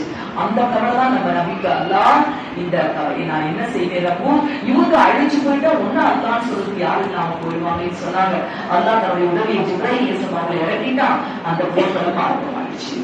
போர்க்களம் ஆரம்பம் ஒவ்வொரு போர்க்களம் 70 பேர் கைதிகளாக பிடிக்கப்பட்டாங்க, கொலை செய்யப்பட்டாங்க. கைதிகளாக பிடிக்கப்பட்டவங்க, கொலை செய்யப்பட்டவங்க நம்முடைய முஸ்லிம்கள் சார்பில் 14 அல்லது 17 சொல்றாங்கம்மா. இவ்வளவு பேர் பதில் சமாதான ஷஹீதானாங்க. அங்க நடந்த நிகழ்வுகள் அற்புதமா. இந்த முஆத் முஅவ்விது 2 பேர் போட்டி போட்டுட்டு கேட்டாங்கன்னு சொன்னேன்லம்மா. இவங்க 2 பேருமே போய் நம்மளுடைய நபித்தோழர் ஒருத்தர் இருக்கலாம், முஹாஜிர் சஹாபி ஒருத்தருடைய அவர் வாகனத்தை போயிட்டு இருக்காரு. அவருக்கு ஆளு போய் சொல்றாங்க. 2 சின்ன பிள்ளைகள் சொல்லிட்டு அபூஜஹல் ஒரு நபிசமாசம் அவங்க ரொம்ப பொறுப்படுத்தினால எங்களுக்கு பார்த்ததெல்லாம் இல்லை. அவங்க அன்சாரி சஹாபிகள், அவங்க பார்த்தது இல்லை. அவங்க சொல்றாங்க அபூஜஹல் ஒருத்தர் ரொம்ப கொலைகள் செய்வான்னு சொல்லிட்டு சொன்னாங்களே, அந்த அபூஜஹலை நாங்க கொலை பண்ணணும்னு ஆசைப்படுறோம். இந்த நபியை கஷ்டம் கொடுத்தாங்க, எங்க கையால கொள்ளணும்னு நாங்க ஆசைப்படுறோம். இவங்க திரும்பி பார்க்கறாங்க, 2 வாலிப பசங்க, சின்ன பசங்க. ஆனா கண்ணுல தெரிஞ்ச ஊதிய பாக்குறாங்க. அப்ப தூரத்தை கை காமிக்கிறாங்க. பாருங்க, அதான் அபூஜஹல். அவன் பக்கத்துல இக்ரிமா, பயங்கர போர் வீரன், பயங்கரமான பெரிய போர் வீரன். பின்னாடி அவங்க இஸ்லாத்துக்கு வந்துட்டாங்க. இக்ரிமா ரலியல்லாஹு தஆலா அனுபவிட்டாங்க. அவங்க நிக்கிறாங்க. அப்பெல்லாம் இஸ்லாத்துக்கு வரல. பக்கத்துல மகன் நிக்கிறான். ரொம்ப ஜாக்கிரதையா போகணும் அந்த இடத்துல. அதான் அபூஜஹல் அப்படின்னு சொல்லிட்டு அடையாளம் காட்டுறாங்க. அடையாளம் காட்டினோம்னா இங்க இருந்து ஒரு 2 பிள்ளைகளும் ரொம்ப வேகமா போறாங்க. போய் என்ன பண்றாங்க, முதல்ல அபூஜஹலுடைய அந்த வந்த குதிரையுடைய முன்னங்கால வெட்டுறாங்க. வெட்டமா அபூஜஹல் அப்படியே சாயிறான். சாஞ்ச உடனே வெட்ட போற நேரத்துல அந்த சகோதரர்கள்ல முஅவ்வித் ரலியல்லாஹு தஆலா 2 பேர், 2 சகோதரர்கள் ஒருத்தர் வஃபாத் ஆயிட்டாங்க அந்த போர்ல. ஒரு சகோதரருடைய ஒரு தோழருடைய கையை ஓங்கி இக்ரிமா வெட்டிட்டாங்க. அந்த கையை அப்படி தொங்க ஆரம்பிச்சிச்சு. அந்த கை அப்படி தொங்குது. இப்போ நமக்கெல்லாம் ஒரு சின்ன சின்ன துன்பங்கள் வந்துட்டாலே உடனே அல்லாஹ் ஒன்று கொள்வோம். அல்லாஹ் என்ன, அல்லாஹ் இப்படி பண்ணிட்டான், எங்களை அல்லாஹ் எப்படி சொல்லிச்சுன்னா எவ்வளவு சொல்றோம். அந்த பிள்ளைகளுக்குள்ள இருந்த ஈமானின் உறுதி இன்னைக்கு ரொம்ப ரொம்ப தேவைமா. அதை பயிற்றுவிப்பதற்காக கண்டிப்பா நம்ம வாழ்க்கையில நேரம் செலவு பண்ணக்கூடிய கட்டத்துக்கு நம்ம எல்லாரும் வந்துட்டோம். அந்த தோழர் என்ன செஞ்சாங்க தெரியுமாமா? அந்த வரலாறு சொல்லுது. கேட்கும் பொழுது 100 தடவை 1000 தடவை நான் சொல்லியிருப்பேமா. ஒவ்வொரு முறை சொல்லும் பொழுது மனசுக்குள்ளாக ஒரு ஏக்கமும் ஒரு சிரிப்பும் இல்லாம என்னால சொல்லவே முடியாதுமா. அவங்க என்ன செஞ்சாங்கன்னா, அந்த கை சண்டை போடுறதுக்கு இடைஞ்சலா இருக்குதுன்னு தன் கால்களால அந்த கையை மிதிச்சு ஒரு கையால அதை தூக்கி எடுத்து விட்டு சட்டை இருக்கிறாங்க. யோசிச்சு பாருங்க, எவ்வளவு வலி இருந்திருக்கும், எவ்வளவு வேதனை இருந்திருக்கும். அப்போ நபிக்காக ஒரு நாட்டத்தினுடைய போர், இஸ்லாத்துக்காக நான் தியாகம் செய்ய போறேன்னு சொல்லும் பொழுது வலியோ வேதனையோ சிக்கலோ பிரச்சனையோ எதுவுமே அவங்களுக்கு பெருசா தெரியல. கண் முன்னாடி சகோதரர் வெட்டப்படுகிறார், அவர் கொலை செய்யப்படுகிறார். கடைசியாக அந்த சகோதரர் தான் அபூஜஹலை அந்த குதிரையிலிருந்து விழுந்தது. விழுந்து அபூஜஹலை குற்றியும் குலையும் கீழே விழுந்துட்டான். அவருதான் அவங்க அந்த குதிரையை விட்டு விழுந்துருக்குமா. இப்படி பல அற்புதங்கள். மாஷா அல்லாஹ் என்னன்னா, அல்லாஹ் தஆலா மலக்குமார்களை இறக்கிட்டாங்க. இங்க இருந்து அப்பாஸ் ரலியல்லாஹு தஆலா மக்கால இருக்கிறாங்க. இங்க இருந்து ஒரு அடிமை ஓடி போறான். ஓடி போய் சொல்றான், அம்மா, அப்பாஸ் மனைவி கிட்ட போய் சொல்றான், அம்மா அம்மா நான் அதிசயத்தை பார்த்தேன். அதாவது ஒவ்வொரு முஸ்லிமுக்கு பின்னாடியும் வெள்ளை தலைப்பாவை அணிஞ்சு யாரோ ஒரு உருவங்கள் இருக்குது. ஆனா வெட்டுறாங்க. மனுஷன் வெட்டின தடத்துல வந்து வெட்டப்பட இருந்துச்சாமா. ஆனா அந்த மலக்குகள் வெட்டின இடத்துல தீக்காயம், சுத்தமான காயம் இருந்துச்சு. ஏன்னா ஒருத்தர் வெட்டினா அது ரத்தம் தான் இருக்கும் கழுத்துல. ஆனா வெட்டின இடத்துல இருந்து ரத்த காயம் இருந்தது. அது சுட்ட காயம் இருந்து மலக்குமார்களுடைய வாழ்ப்பட்டது. அல்லாஹ் தஆலா 3000 மலக்குகள், மேற்கொண்டு 5000 மலக்குகளை அல்லாஹ் தஆலா அந்த பதில் கழுத்துல அல்லாஹ் தஆலா இறக்கணும். எவ்வளவு உதவினாலும் செய்றேன்னு சொல்லி சொல்றான் அல்லாஹ் தஆலா. இறக்கி 1000 பேர் சின்னாபின்னமாக ஆக்கப்பட்டாங்க. அந்த படை அபூஜஹல் கொலை செய்யப்பட்டாங்க. முக்கியமான தலைவர் எல்லாம் போட்டு தள்ளினாங்க. அந்த இடத்துல போய் அல்லாஹ் சுப்ஹானஹு வ தஆலா முஸ்லிம்களுக்கு வெற்றியை கொடுத்தாங்க. மாஷா அல்லாஹ் 14 ஷஹீதுகள் அல்லாஹ்வுடைய பாதையில உயிர் நீத்தாங்க. அந்த ஒரு நிகழ்வு நடந்த நாள்ல நம்ம எல்லாரும் இருக்கோம். எல்லாரும் இறந்து போன எல்லா உடல்களையும் தூக்கி கொண்டு போய் பதில் களத்துல ஒரு கிணறு, இன்னைக்கும் அந்த கிணறையும் நம்ம காட்டுவாங்க. அந்த கருத்துக்குள்ள உள்ள போட்டுட்ட பெருமானா ஸல்லல்லாஹு அலைஹி வஸல்லம் சொன்னாங்க, அல்லாஹ் எங்களுக்கு வாக்களித்ததை நாங்கள் பெற்றுக்கொண்டோம், உங்களுக்கு வாக்களித்ததை நீங்கள் பெற்றுக்கொண்டீங்களான்னு கேட்கிறாங்க. சஹாபாக்கள் சொல்றாங்க, யார சொல்லலாம், அவங்களுக்கு காது கேட்குமா அப்படிங்கிறாங்க. அவர்களுக்கு அவங்க பேசுறது நமக்கு கேட்காது, நம்ம பேசுறது எல்லாவற்றையும் அவர்கள் செவியுள்ளார்கள். அந்த பதில் போர்க்களம் நடந்த பொழுது அபூபக்கர் ரலியல்லாஹு தஆலா அவங்க முஸ்லிம்கள் அணியில இருக்காங்க. அவங்களுடைய மகன் அப்துல் ரஹ்மான் எதிர்த்து அணியில இருக்காங்க. எதிர்த்து அணியில அத்தாவும் மகனும் எதிர்த்து இருக்காங்க. அத்தா ஒரு பக்கம், மகன் ஒரு பக்கம்.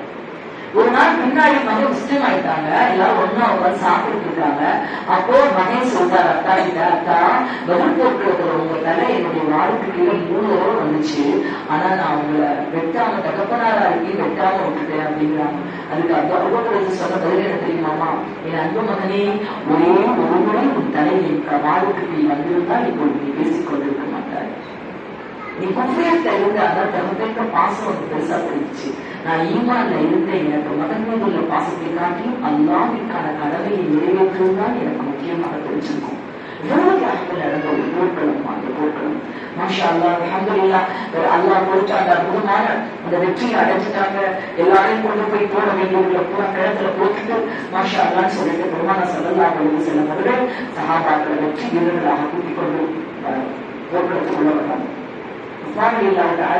மற்றொரு போர்க்களத்தை கலந்து கொண்டது காரணம் விசாசனுடைய மகள் அவங்க மருமகன் அவங்க மகள் தான் அவங்க கட்டி கொடுத்ததுனால அவங்க மகள் ரொம்ப உடல்நிலை சரியில்லாத காலத்துனால அவங்க மட்டும் வரல. மற்ற எல்லா சகாபாக்களும் கலந்து கொண்டிருந்தாங்க. அது செஞ்சு முடிச்சு பதில் போர்க்களத்தை முடிச்சு விசாசனுடைய வெற்றியாக திரும்பி வந்தாங்க. திரும்பி வந்து கொண்டிருக்கும் பொழுது ரொம்ப அங்கிருந்து ஒரு பெண்மணி ஓடி வந்தாங்க. அவங்க ரொம்ப மறக்க முடியாத சில கேரக்டர்ஸ் மாதிரி இருந்தாங்க. மறக்கக்கூடாதுமா. என்ன காரணம்னா உலகத்துல எதிரையோ பார்த்துட்டு யாரையோ பார்த்துட்டு இவங்க மாதிரி பண்ணணும், அவங்க மாதிரி பண்ணணும், இவங்க மாதிரி பண்ணணும், இப்படி எல்லாம் சொல்லிக் கொண்டிருக்கக்கூடிய காலகட்டம். சொல்ல போனா இன்னைக்கு சீரியல் மூலமாக குடும்பத்தில் வித்தியாசமான குடும்ப சூழ்நிலையில ஒவ்வொரு சீரியலும் காட்டலாம். அதனால இயற்கையில நமக்குன்னு ஒரு குடும்பம் இருக்கிறதே மறைச்சு மனநோயாளி இல்லாம மாறிக்கொண்டிருக்கோம். நம்ம அவங்க குடும்பம் மாதிரி ஒரு சூழ்நிலை நம்ம குடும்பத்தை ஏற்படுத்துறோம். இவனுடைய மனநோயினுடைய அறிகுறின்னு சொல்றாங்க. நல்லா இருக்கிற குடும்பங்கள் கூட அப்படி மாமியானா அப்படிதான் இருப்பாங்க கற்பனை பண்றது, மருமகனா இப்படிதான் இருப்பாங்க கற்பனை பண்றது, இந்த மாதிரி ஒரு மோசமான ஒரு சூழ்நிலைக்கு போய்கொண்டிருக்கிறப்போ இதெல்லாம் நமக்கு தெரிய வேண்டிய முக்கியமான உதாரணம் தெரியுமா? ஒரு வயது ஓடி வர்றாங்க. பெருமான செல்லாசம் ஓடி வர்றாங்க. யார சொல்லலாம்? அவங்களுடைய மகன் ஆரையா போருக்கு போயிருக்காங்க. போர்ல போட்டா போயிருக்காங்க. செய்தி ஒரு தாய்க்கு எப்படி இருக்கு யோசிச்சு வாலிப வயசு பையன் ஊர்ல உட்கார்ந்துருக்காங்க. அப்போ உள்ளுக்குள்ள போய் கேட்கிறாங்க, யாரு சொல்லலாம்? என்னுடைய மகனுக்காக நான் அளவா வேண்டாம். பெற்றுக்குள்ள வந்து நான் எப்படி அழாம இருப்பாங்க? கேட்ட கேள்வி பாருங்க. என் மகனுக்காக நான் அளவா வேண்டாமா? யாரு சொல்லலாம்? என் மகன் சங்கீதாங்கிற ஆசையோடு தான் வந்தாங்க. ஆனா என் மகன் போர்க்களத்துல உயிர் விடல.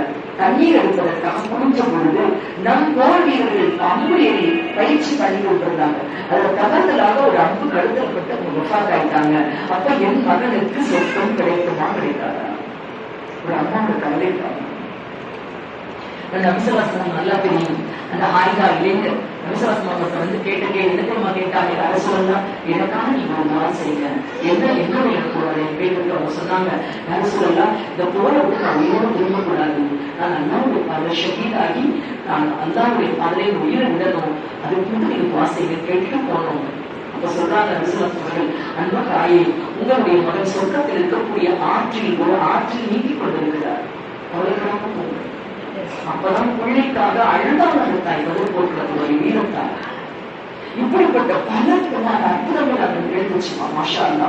அந்த பதில் போட்டுடைய விளக்கமாருடைய உதவி கிமியா சாகத்துல ரசாயனத்துல அழைக்கும் ஒரு செய்தியை பதிவிடுறாங்கம்மா. பதில் போட்டு இறங்கி அந்த மறக்கமாக அல்லாவுக்கு கேட்கிறாங்க, யாருலா இன்றைக்கு எங்களுக்கு இந்த பதில் போட்டு சாமான்கள் உதவி செய்த வேலைகளை கொடுத்தையாங்களா? இவருக்கு வராத வழக்குகள் ஆகும். எங்களுக்கு நேரம் முடிஞ்சிச்சு. நான் எந்த போகிறோம் கேட்டப்போ நல்லா சொன்னாங்க, உலகம் இருக்கக்கூடிய காலம் வரை பதில் சகாபாக்களுடைய ஈமானோடு யார் போராடுகிறார்களோ, பதில் சகாபாக்களுடைய ஈமானோடு யார் யாரெல்லாம் எண்ணத்தில் உதவி கேட்கின்றார்களோ அவர்களுக்கு உதவி செய்வதற்காக நீங்கள் எப்போதும் பூமியில் காத்திருங்கள். அப்படிப்பட்ட ஈமானோடு யாராவது என்னிடம் கையேந்தும் பொழுது நீங்கள் அவர்களுக்கு உதவி செய்யுங்கள் என்று சொல்லி காமிச்சாங்க. மாஷா அல்லாஹ், அல்ஹம்துலில்லாஹ். அப்படிப்பட்ட அற்புதமான பத்ருக்கள நிகழ்வு நடந்த ரமலானுடைய 17வது நாள் நம்முடைய நாளாக இருக்கு. அல்ஹம்துலில்லாஹ். என்னுடைய அன்பு சகோதரிகளே, இன்னும் நமக்கு என்ன படிக்கிறது கிடைக்குது பார்ப்போம். நம்பர் 1 ஈமான். ஏன்னா உலகத்துல சத்திய நிலை இங்கே நான் சொன்ன மாதிரி ஆரம்பத்திலே நான் சொன்னேன். இன்னைக்கே கேஸ் பிரைஸ் வந்துருச்சு. இது போகிறதுக்கு ஒரு வாரம் கூட ஆகல. சிலிண்டர் கிடைக்காதுன்னு சொல்லிட்டாங்க. நீ அடுத்து வண்டி பிரச்சனை, பஸ் பிரச்சனை, எல்லாம் பிரச்சனை. இன்றைக்கு உலகத்தில் நமக்கு எதெல்லாம் சாதகமா இருக்குதோ எல்லாமே நமக்கு பாதகமாக மாறினாலும் அல்லாஹ் நம்ம கூட இருக்கிறா, நமக்கு அல்லாஹ்வோட உதவி இருக்குங்கிற நம்பிக்கை நமக்கு இருக்கிற வரைக்கும் நமக்கு ஒரு பொருளும் தாழ்வு இல்லை, தோல்வி இல்லை. பதில் பொருட்களை கொடுக்கக்கூடிய முதல் படிப்பினை இறை நம்பிக்கையை சரி செஞ்சுருவோம். நமக்கு அல்லாத நம்பிக்கை இருக்கிறது நம்ம யாராலும் வீழ்த்த முடியாதுமா. நிச்சயம் நமக்கு அல்லாஹ்வுடைய உதவி எங்க இருந்தாலும் எப்படியாவது நமக்கு அல்லாஹ்வுடைய உதவி வரும். அல்லாஹ் நம்மை கைவிட மாட்டான். நம்பர் 1 ஈமான். நம்பர் 2 என்ன தெரியுமா? தியாகம். சும்மா உட்காந்து முஸ்லிமா இருக்கிறேன், நான் முஸ்லிமா தான் இருக்கிறேன், பிறவிலே முஸ்லிம் ஆயிட்டேன், அப்படி என்னதான் என்ன செய்ய சொல்றீங்க? நிறைய பேர் அப்படிதான் கேட்கிறாங்க. என்னங்க ஏதோ வீட்டுல உட்கார்ந்து கூடாது இல்ல, நீங்க தியாகம் பண்றதுக்காகவாது அல்லாஹ்வுடைய பள்ளிகள் தொடர்புடையவர்களாக நீங்க இருங்க. நாளைக்கு ஒரு மணி நேரம், அரை மணி நேரம் என் ரப்புடைய விஷயத்தை நான் செலவழிக்க நீங்க வந்து மல்லிகா வாங்குறீங்க, அதெல்லாம் சொல்லலாமா? நானு நீங்க ஆரியமா வாங்குறதுக்காகவோ, மல்லிகா வாங்குறதுக்காகவோ, சர்டிபிகேட் கொடுக்கறதுக்காகவோ, கொண்டாட போறதுக்காகவோ பள்ளிக்கு வர சொல்லி சொல்லல. என்னுடைய வாழ்நாள்ல ஒரு மணி நேரம், 1.5 மணி நேரம் அல்லாஹ்வுடைய பாதையில நடந்து வந்து நான் செலவு பண்ணுவேன். இன்ஷா அல்லாஹ். யாரும் செய்வேன். தியாகத்துலதான் பதில் போர்க்குள்ள வெற்றி கிடைச்சிட்டே தவிர அவங்களுக்கு ஆயுத பலம் இல்ல, ஆள் பலம் இல்ல, ஆயுத பலம் இல்லை. அவங்கள்ட்ட இருந்த ஒரே பலம் வயிறு, ஒத்தன வயிறு, பசி வயிறு. ஆனா அவங்களுக்கு இருந்த ஒரே பலம் ஈமானிய பலம் மட்டும்தான். ஈமானிய பலம் மட்டும்தான். ஈமானிய பலத்தோடு தியாகம் செய்யக்கூடிய குணம் இருந்துச்சு. என்னுடைய மார்க்கத்துக்கு அன்னைக்கு பதில் பொருட்களை ஒரு விதமான இஸ்லாமிய வளர்ச்சியும் ஒரு விதை அதுல வளர்ந்த விருட்சத்தோட நம்ம எல்லாம் நிழல்ல உட்கார்ந்துருக்கோம். நம்ம எல்லாம் அந்த ஈவான் நிழல்ல உட்கார்ந்துருக்கோம். அன்னைக்கு சஹாபாக்கள் பயந்து பின்வாங்கி இருந்தாங்கன்னு சொன்னா கண்டிப்பா நாமளும் ஏதாவது ஒரு கோயில்ல மணி அடிச்சுதான் உட்கார்ந்துருக்கோம். அல்லா நம்மளை பாதுகாப்பு சொல்லுது. இல்ல யாராவது நம்ம முன்னோர்களை நம்ம நன்னா நன்மையை கும்பிட்டு வணங்கிட்டு மனிதர்கள் கால்களில் விழுந்து கொண்டிருக்கக்கூடிய மக்களாகத்தான் இருந்திருப்போம். நம் தலையை நிமிர வச்சு படைத்தவன் மட்டுமே அல்லாஹ்வுக்கு மட்டுமே அடிபணியக்கூடிய அற்புதமான மக்களாக நம்மளை ஆக்கினார்கள். சம்பவம் உதாரண சம்பவம் பதில் கொடுக்கணும். அப்ப 2வது படிப்பின நான் என் வாழ்க்கையில இந்த மாற்றத்துக்காக என்ன செய்ய போறேன், வாழ்க்கையில என்னுடைய மாற்றத்துக்காக என்னால என்ன செய்ய முடியும். நிச்சயமாக என்னால ஒரு சில மணி துளிகள் இந்த மாற்றத்தை விளங்குவதற்காக, தெரிந்து கொள்வதற்காக, புரிந்து கொள்வதற்காக, மற்றவர்களுக்கு புரிய வைப்பதற்காக என்னால இந்த மார்க்கப்படி கல்வியை கற்றுக்கொள்வதற்கு நேரம் ஒதுக்க முடியும்னா இன்ஷா அல்லாஹ் நிச்சயமாக அல்லாஹ் சுப்ஹானஹு வ தஆலா பதில் போர்க்கிற படிப்பினை பெற்ற மக்கள்ல ஒருத்தராக நம்மளையும் அல்லாஹ் சுப்ஹானஹு வ தஆலா அந்த இடத்துல பெருமானாருடைய பெருந்தன்மை தலைமை நான் முதல்ல சொன்னேன். ஒரு நல்ல தலைமை நம்ம எல்லாம் இன்னைக்கு நான் ஏன் விஷயம் ஒரு குடும்ப விஷயமா மஷ்வரா கிடையாதுமா. பெருமானா சல்லாசம் அவர்களுக்கு அந்த தன்மை இருந்துச்சு. பதில் பொருட்கள் எல்லாரும் உள்ள போய் நுழைஞ்சிட்டாங்க. ஒரு இடத்துல உட்காரலான்னு எல்லாமே முடிவு பண்ணிட்டாங்க. அந்த இடத்துல ஆழ்மான இடமா இருந்துச்சு. அங்க சின்னதா ஒரு கிணறு இருந்துச்சு. அது தண்ணி பிரச்சனை இருக்காது, இருக்கலாம் அப்படின்ட்டாங்க. ஒரு சஹாபி வந்தாங்க. யார சொல்லலாம், நீங்க எடுக்க முடியுமா இல்ல அல்லா எடுக்க முடியுமா, இங்க நம்ம தங்கலான்னு சொல்றது. இப்ப நம்ம சொல்றதே உங்களுடைய கருத்தை நீங்க தெரிவிங்க. இல்ல யார சொல்லலாம், இது நமக்கு சரியாக இருக்காது, நமக்கு மேட்டுக்கொண்டு கொள்ளுவோம், அங்க ஒரு குழி வெட்டி இங்க ஒரு தண்ணியை கொண்டு போய் சேகரிச்சு வச்சுக்கொள்வோம், எனக்கு இங்கதான் உசிதமா இருக்கும்னு தோணல அப்படின்னா அப்படியா உங்க கருத்தை நான் ஏற்றுக்கொள்றேன். எந்த தலைவர் நீங்க அப்படின்னு பாருங்க. ஒரு கூட்டமைப்பு வேணுமா நமக்குள்ள. இன்னைக்கு இருக்கிற இளத்தலைவருக்கு எடுத்து சொல்லணுமா, இப்படியே இருக்காதீங்க, ஒரு கூட்டமைப்பை கொண்டு வாங்க. கொள்கைனா நமக்குள்ள பிரச்சனை இருந்தாலும் பரவாயில்ல, நீ அப்படி செய்யா, நீ இப்படி எது இருந்தாலும் பரவாயில்ல, வெளிக்காட்டாதீங்க, வெளிக்காட்டாதீங்க. கொண்டு வந்து போஸ்ட் அடிச்சு தெருவில் கொண்டு வைக்காதீங்க. போஸ்ட் அடிச்சு எங்க நம்ம இனத்தை அழிக்கணும் யார் நினைச்சிட்டு இருக்கானோ அவன் கடை முன்னாடி கொண்டு வந்து ஒட்டியிருக்காங்க. என்ன ஒட்டியிருக்காங்க, தராவிக்கு 8 ரக்காத்து சொல்றதுக்காக எனக்கு வருத்தமா இருக்கு. நான் யாரையும் குறை சொல்லலாமா, நீ 8 20 20 வீட்டுல உட்காந்து கூட்டிட்டு உட்காந்து எதுக்கான நோட்டீஸ்.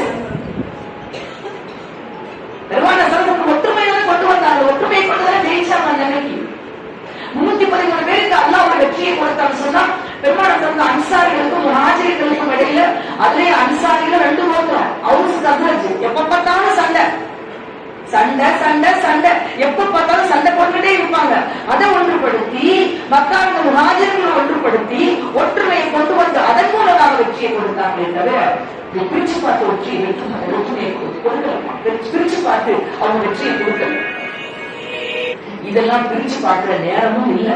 இத்தனை வருஷம் சண்டை போட்டோம், பிரிச்சோம், எல்லாம் சரி, பிரிச்சு பார்க்கிற நேரம் இல்ல. எல்லாரும் ஈமான் கொடியை தூக்கி பிடிக்க வேண்டிய காலகட்டத்துக்கு நாம எல்லாரும் வந்துட்டோம். வந்தாதான் அடுத்த தலைமுறையுடைய ஈமான பாதுகாக்க முடியும். வேணா போய் நோட்ல வேணா எழுதி வச்சுக்கோங்கம்மா, இப்பவே உலகத்துக்காக ஈமான விடக்கூடிய மக்கள் போய் ஆரம்பிச்சிட்டாங்க. காதல்ங்கிற பேர்ல ஆரம்பிச்சிச்சு. காமம், அது காதல் கூட காமம். காமத்துக்காக படிக்காத குடும்ப பிள்ளைங்க, நல்ல நல்ல குடும்பத்து பிள்ளைகள் தங்கள் மார்க்கத்தை விட்டு வெளியாகக்கூடிய காலகட்டத்தை இருக்கிறோம். நாளைக்கு துனியா காசு பணம் வந்துச்சுன்னா இன்னும் வேகமா போற வாய்ப்புகள் இருக்கு. எந்த நிலைமையிலையும் அல்லாஹ் சுப்ஹானஹு வ தஆலா வச்சிருக்க நம்பிக்கை நாம் இழக்க மாட்டோம்னு சொல்லக்கூடிய அந்த ஒற்றுமையான சமுதாயத்தை கொண்டு வரணும். பதில் பொருட்களுடைய 3வது படிப்பின சமுதாயத்துக்குள்ள ஒற்றுமை வேணும். 4வது படிப்பினர் எல்லாம் இருந்தாலும் சரி, நபியாவே இருந்தாலும் சரி, வெற்றி சும்மா கிடைச்சிடலாமா, கையேந்து நம்ம அல்லா கிட்ட துவா செய்யுங்க, கையேந்து துவா செய்யுங்க அல்லா கிட்ட. சும்மா அதை கழிச்சு வச்சு எங்க நபி சத்தால இருந்து அழுது அல்லா கிட்ட கேட்கலையா, அல்லா கிட்ட கேட்கலையா, எங்க நபி கேட்கலையா, வெற்றியை கொடுத்துட்டு அல்லான்னு கேட்கலையா, கேட்கறதுன்னு அல்லாவுடைய உதவி கிடைச்சிச்சு.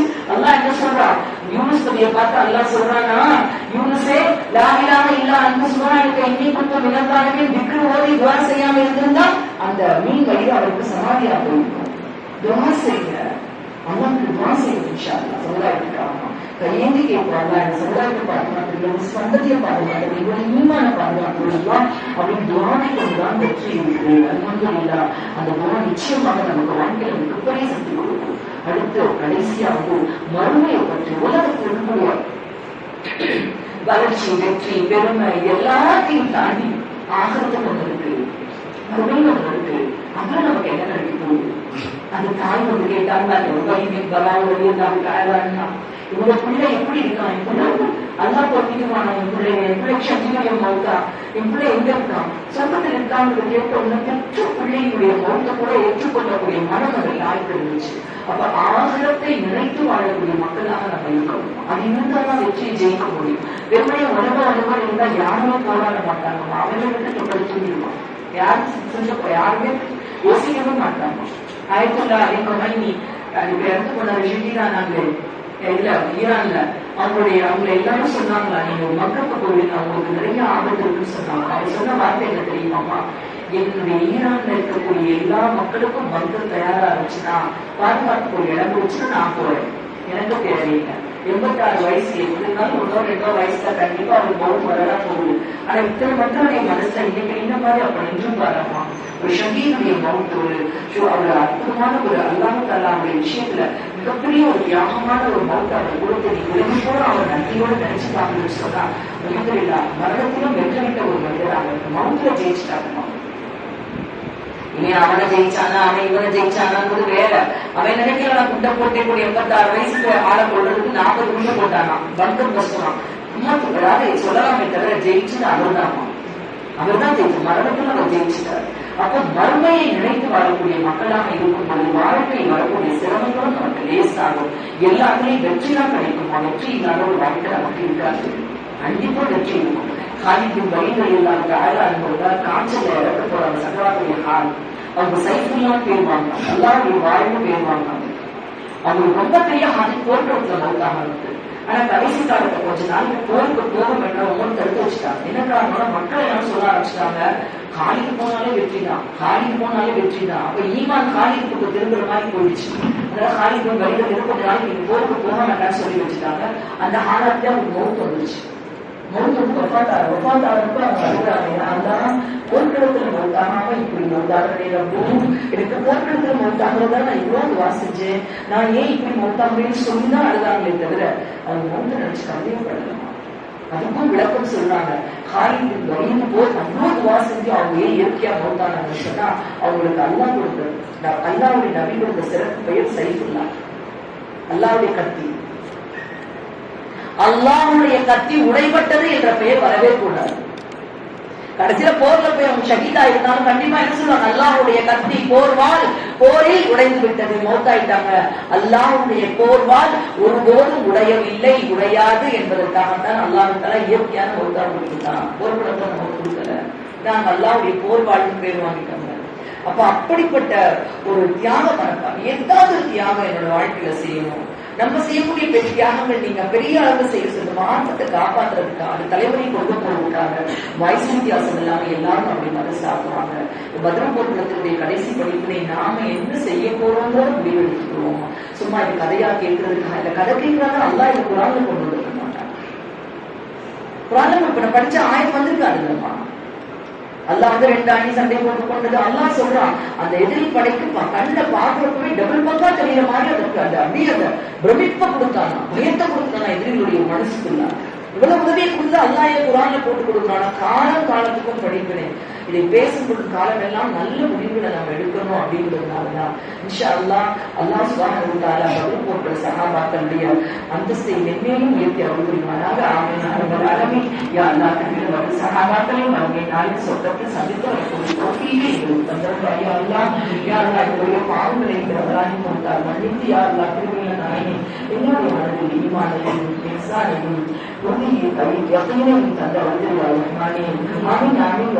دعوانا الحمد لله رب العالمين برحمتك يا ارحم الراحمين. السلام عليكم ورحمة الله وبركاته.